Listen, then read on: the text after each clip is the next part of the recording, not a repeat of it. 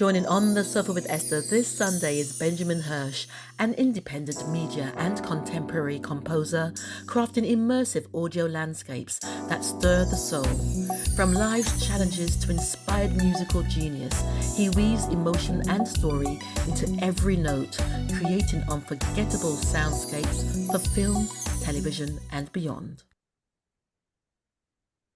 Okay, good morning, good evening, good afternoon, wherever you are across the globe. Welcome to another On the Sofa with Esther. So today joining me is Benjamin Hersh, an independent media and contemporary composer known for his masterful ability to craft immersive audio landscapes. With a signature style that fuses emotion, storytelling, and sonic innovation, Benjamin's compositions transcend traditional boundaries, resonating deeply across film, television, and digital media. His work invites listeners on a rich auditory journey, shaping the future of media composition one note at a time. Get ready to explore the soundscapes that are defining a new era in music. So welcome, Benjamin. Welcome, Benjamin. I had to put my teeth back in then. That's all right. Yeah, thank you. Thanks for having me on your show. Yeah. Yeah, thank you. Well, ladies and gentlemen, I met Benjamin a few months ago. We're part of a networking group, and he likes to be in the background. But you know, when you see greatness in someone, sometimes it just takes for conversation to really understand who they are. And this gentleman is and has done some phenomenal work as a composer and other things. So I wanted to get an insight into what makes Benjamin tick. Where does he get his inspiration from? So, Benjamin, I like to ask my guests, who is Benjamin in a nutshell, in a peanut shell, or a coconut shell? Just a synopsis, a brief synopsis of who you are. Well, I was studying music at a very young age. I studied classical piano, and it always kept me going because I had a challenging time, when I was a kid. Quite a dysfunctional family actually, but the music really kept me going. I was trained classically, and then as I got older, I got into composing. My first degree was in classical piano and music, composition. And I had a this is what I'm basically doing now. I'm composing. I'm also do songwriting, orchestration, arranging, writing for short films, various other medias, adverts, and also I'm writing a string quartet as well, which I'm going to have performed and recorded. So um, this is what I'm doing at the moment. I also Brilliant. also I want to do eventually do a PhD in composition at a later stage as well. Excellent, excellent, excellent. And Benjamin, when did you realize that you had this passion, love for music? Was it as a result of something happening in your space, or were you always aware that this was something you wanted to do or had inside of you? Or when I was a kid, I didn't like lots of boys. They liked football and various sports, and I really hated it. I didn't like being on the playing field, but I really kept nagging my mother at the time. I really want to learn piano. I kept nagging her to learn piano, so she started me off with some piano lessons, and I just took to it. And she realised I was quite musical, Mm, and I just came naturally to me. I just really had a love for it, and it just developed out of the just learning the piano as a child. And I even as a child I used to compose various music, and I used to sing as well. mm, And yeah, it just everything just developed and evolved. I actually went to stage school when I was young as well. I had this thing I was going to go on the stage, but it didn't quite suit me.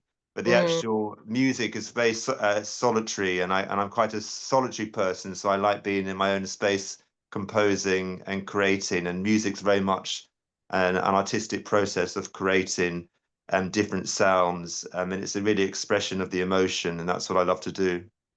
Excellent, excellent. And do you feel, Benjamin, that your journey with and through music has been cathartic in terms of helping you to manage what happened to you as a child?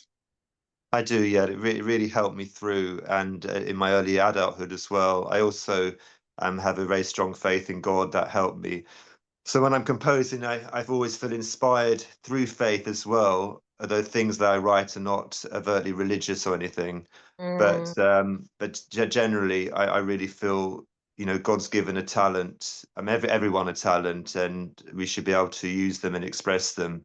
And that's what I love to do, and that's what I'm doing at the moment. mm. And so, if I heard you right, a lot of what you create, you said, deals and delves into the emotion. Is that correct, Benjamin? It does, yeah. When I have, well, there's various ways of composing for various genres. I mean, if someone gives me a short film or an interview, then you have this very blank page, and you think, goodness, how am I going to create something for this? And you actually have to feel the actual what the individual is saying in regards to an interview, and suddenly you get an inspiration, a sound, various sounds. Obviously, I work with DAW, so I have the video there, and then I work with various sounds and expressions, and you create then the music to suit that interview. And it's very important, actually, when you're writing for an interview, it's very important for the music not to take over the interview.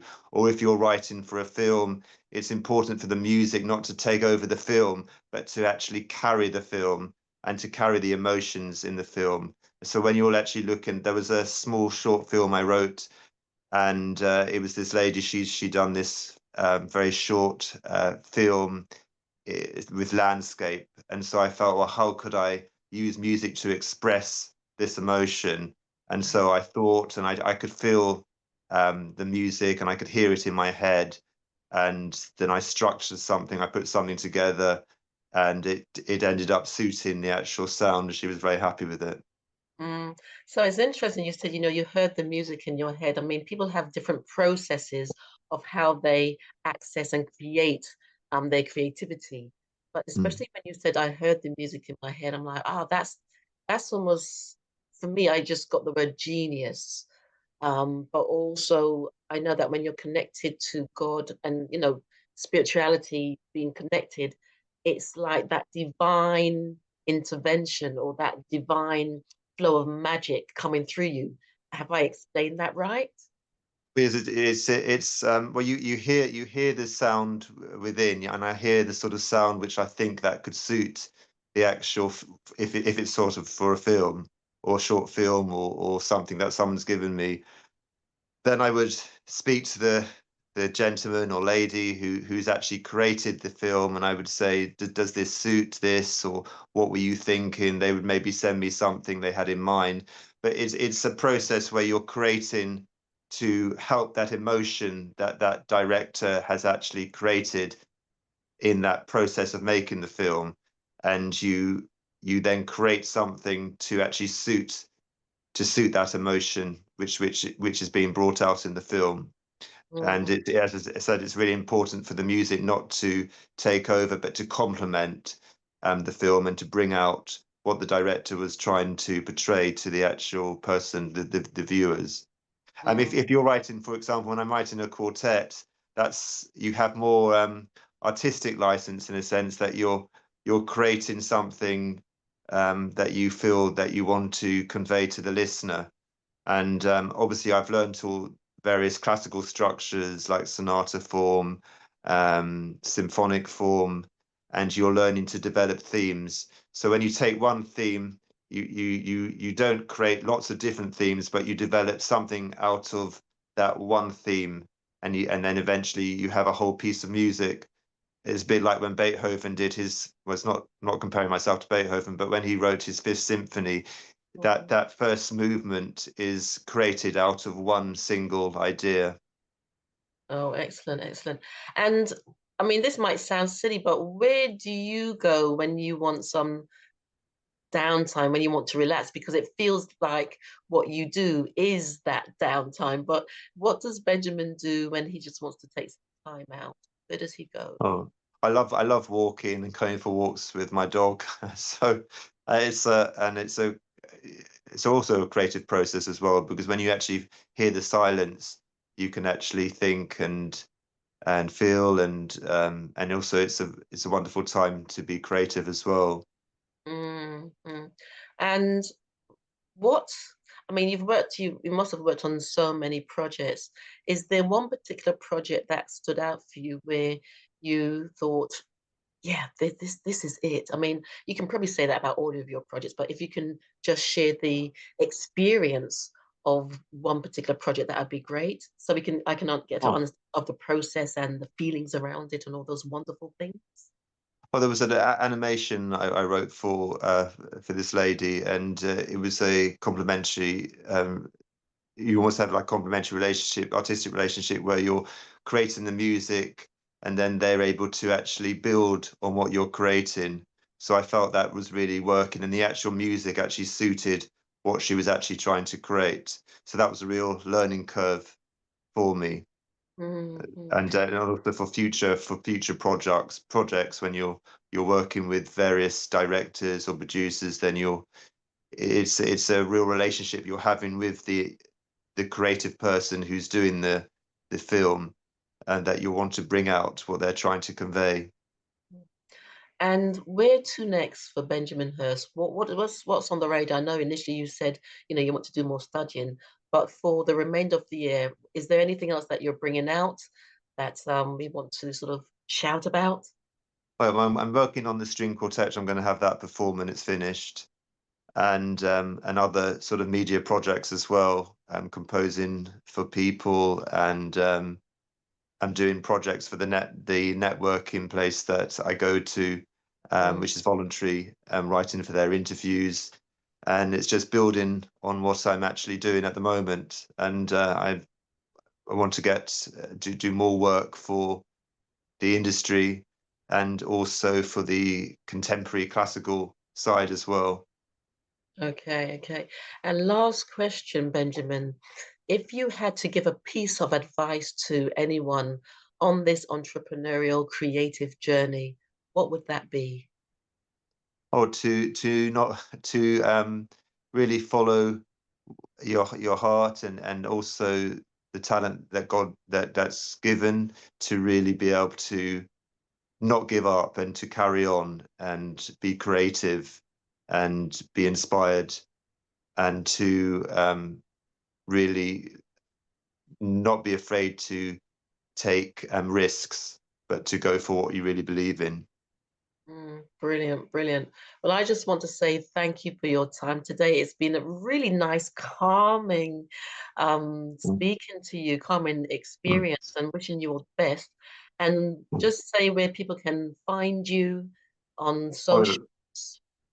Well, well, I'm on Instagram, but also my website is www.benjaminsamuelhersh.com. That's www.benjaminsamuelhersh.com. And I'm happy to collaborate with filmmakers, people who want songs written, arranging, orchestrating, whatever people want. I'm very happy to collaborate. Brilliant, brilliant. Well, thank you so much for your time. Like I said, thank you for sharing. And Thank you. I hope you see the genius in yourself, Benjamin, because Oh, thank you.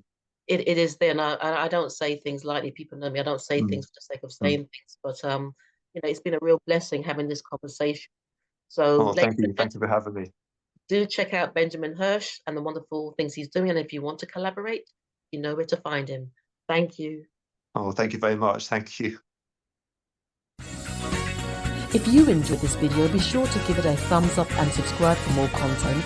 Let me know your thoughts in the comments below, and don't forget to click the bell icon for notifications on future videos. Thank you for watching.